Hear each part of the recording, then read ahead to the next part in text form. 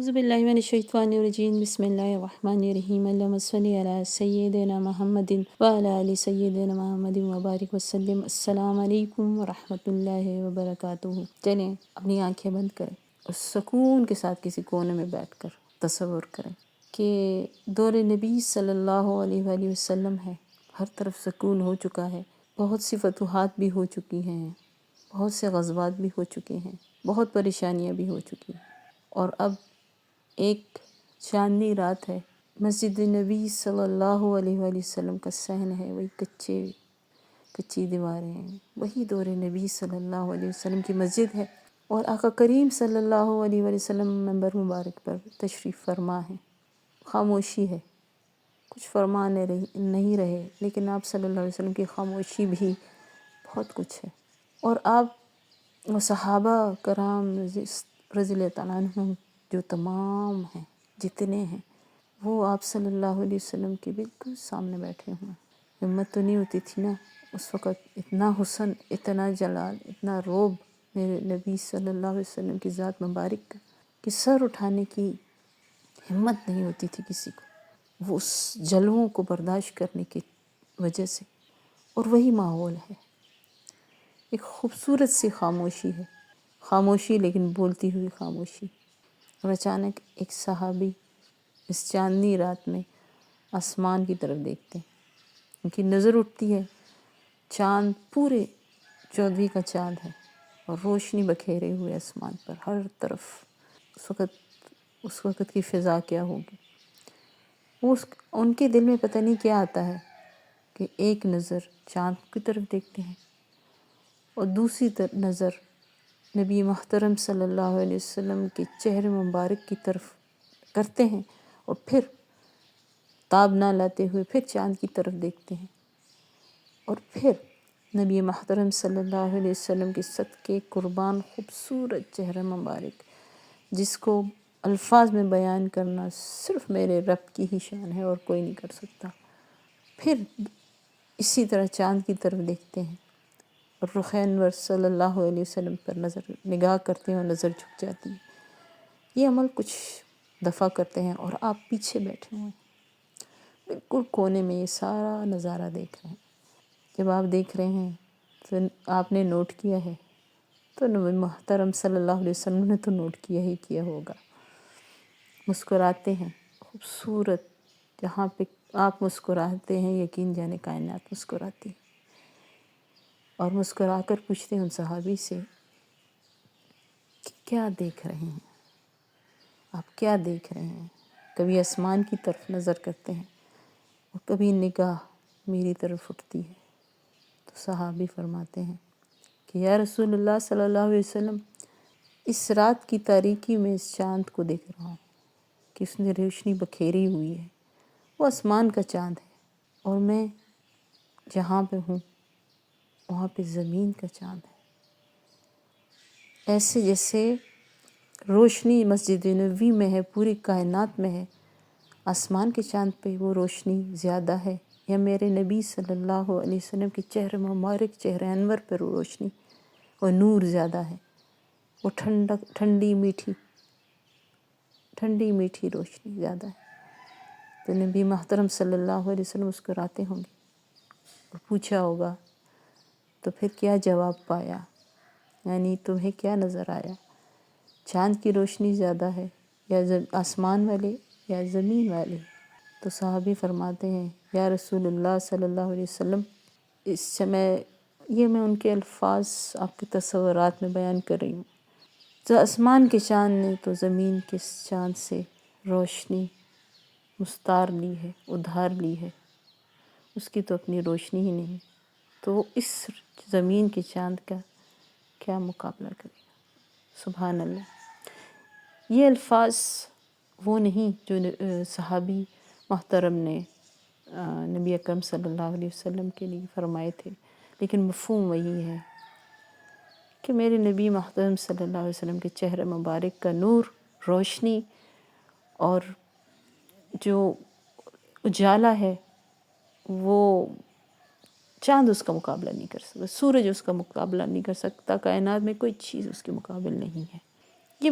یہ واقعہ کہہ لیں یہ موجود ہے، محفوظ ہے سیرت کی مختلف کتابوں میں جب بھی یہ سنتی تھی تو اس تصور میں دیکھتی تھی کہ کیا مطلب کیا روشنی ہوتی ہوئی، کاش میں بھی اس وقت ہوتی، کاش بھی میں جس وقت میں آپ کو جس طرح میں آپ کو کہہ رہی ہوں کہ ایک کونے میں بیٹھ جائیں اور اس چشم تصور سے وہاں پہ پہنچ جائیں۔ وہاں پہ کئی دفعہ میں پہنچی ہوں لیکن جواب نہیں ملتا تھا، کیونکہ کیا کیفیات ہوں گی، کیونکہ ظاہر ہے میں گناہ گار ہوں اور میں وہ لیول کہاں ہو سکتا ہے کسی کا، صحابی کا لیول تو کسی کا نہیں ہو سکتا۔ تربیت محمد صلی اللہ علیہ وسلم کے میں براہ راست رہے ہوں، جن انوارات سے ان کے جسم سب صحابہ کے جو ہے منور ہوتے ہوں، ان کی کیا شان ہوتی ہوگی۔ بہرحال یہ تصور کئی دفعہ رہا اور کئی دفعہ بنانے کی کوشش کی، اور کبھی کبھی تو ایسا ہوتا تھا کہ کوئی بات کر رہا ہوتا تھا، اس تصور میں پہنچ جاتے تھے اور میں سمجھ بھی نہیں آتی تھی، میری آنکھیں صرف یہ کان کچھ سن رہے ہوتے تھے لیکن سمجھ نہیں آ رہی تھی کہ کیا کہہ رہے ہیں، اور تصور میں اس محفل مبارک میں بیٹھ جایا کرتے تھے۔ کچھ دن پہلے کرم ہوا اور جمعے کی رات تھی، اس رمضان سے تھوڑے دن پہلے میں اسی طرح آنکھیں بند کر کے عشاء کی نماز وغیرہ پڑھ کے فارغ ہو کے، جیسے انسان تھوڑا سا بیٹھ کے تھوڑا ٹیک لگائے ہوتے ہیں کیونکہ یہاں پہ سردیاں بھی چل رہی ہیں، تو میں نے ایسے اپنے اس پہ بستر پہ بیٹھی ہوئی تھی، میری والدہ بھی اسی وقت درود پڑھ رہی تھی۔ کوئی وقت ہی ایسا ہوتا ہے کہ ہمیں کوشش ہوتی ہے کہ جمعے کی رات شام سے لے کے اور جمعرات یعنی کہ شام سے لے کر جمعے کی شام تک، مغرب تک ہم زیادہ سے زیادہ درود بھیجنے کی کوشش کریں اور کم باتیں کریں۔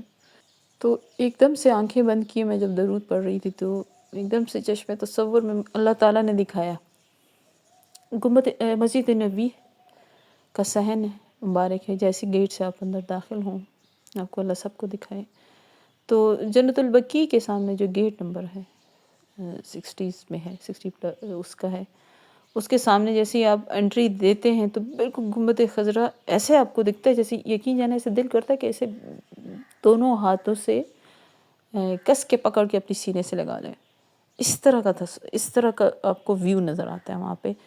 گنبد خضرا مبارک کا۔ تو یہی دیکھا وہاں سے جیسی میں اندر داخل ہوئی تو یہی نظر آیا کہ گنبد خضرا کہ بالکل ایسے کھڑی ہو گئی، ایسے پاس نہیں کھڑے ہوتے، اوپر جا کے، اور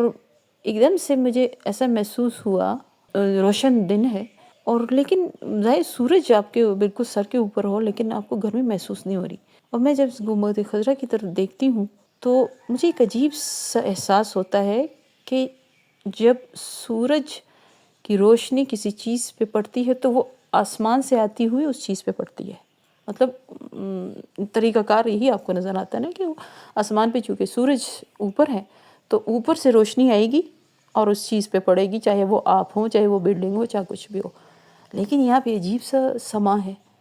کہ سورج تو سامنے ہے لیکن روشنی گنبد خضرا سے اوپر جا رہی ہے اور وہ روشن ہو رہا ہے سورج، مطلب روشنی یہاں سے لی جا رہی ہے اور پہنچ وہاں رہی ہے۔ تو ایسے ہی دل میں آیا کہ یہ کیا ماجرا ہے، سورج کہاں، مطلب سورج کی روشنی ہے، مطلب وہ ذہن میں ہی اسی وقت بھی سمجھ نہیں آ رہی تھی، آنکھیں بند، وہ تھا کہ یہ جو نظارہ نظر آ رہا ہے یہ روشنی سورج سے آ رہی ہے کہ گنبد خضرا سے آ رہی ہے۔ تو ایک آواز آئی کہ یہ سب کائنات کی جتنی روشنیاں ہیں یہیں سے مستعار لی گئی ہیں، مستعار کہتے ہیں ادھار، یہ اپنی روشنیاں نہیں ہیں، یہ یہاں سے مستعار لی جاتی ہیں، یہاں سے یہ لیتے ہیں اور تب سورج چڑھتا ہے۔ سبحان اللہ، دیکھ لیں آپ کو اللہ تعالیٰ نے ان ہستی پر درود و سلام بھیجنے اور ان کی نظر کرم میں رہنے کی توفیق دی ہوئی آپ سے بڑھ کر اس کائنات میں کوئی خوش نصیب ہوگا کہ آپ کن پہ درود بھیج رہے ہیں، آپ کن کے تصورات میں رہتے ہیں کہ کائنات کی ہر چیز ان سے روشنی لے رہی ہے، ان سے مستعار لے رہی ہے۔ میرے نبی محترم صلی اللہ علیہ وسلم کے اس قدر فیوز برکات ہیں، ایسے تو قرآن میں نہیں فرمائی جب تک آپ ان کے درمیان ہیں میں ان کو عذاب نہیں دوں گا۔ خاتم النبیین صلی اللہ علیہ وسلم ہے، قیامت تک رہیں گے اس زمین کے، اس کے اوپر، اس حجرہ مبارک میں، اس روضہ اقدس میں۔ تو ناز کیجئے اپنی زندگیوں پر، ناز کیجئے اپنی اس دی ہوئی توفیق پر اللہ آپ سے کتنی محبت کرتا ہے، یہ یقین جانیں۔ آپ سے جو درود کی کثرت کرتے ہیں، محبت رکھتے ہیں، وہ واقعی خوش نصیب ہیں۔ دیکھ لیں کن ہستی پہ آپ درود بھیج رہے ہیں۔ تو اللہ تعالیٰ ہمیں بے انتہا درود پڑھنے، درود بھیجنے والا، بے انتہا درود و سلام بھیجنے والا، آقا کریم صلی اللہ علیہ وسلم کی محبت و عشق میں فنا ہو جانے والا بنائے۔ اللہ آپ سب کا حامی و ناصر ہو۔ اللہ آپ کی نسلوں تک، جو قیامت تک کی نسلیں ہیں، ان کو اپنے نبی محترم صلی اللہ علیہ وسلم کی خدمت کے لیے منظور فرمائے۔ السلام علیکم ورحمۃ اللہ وبرکاتہ۔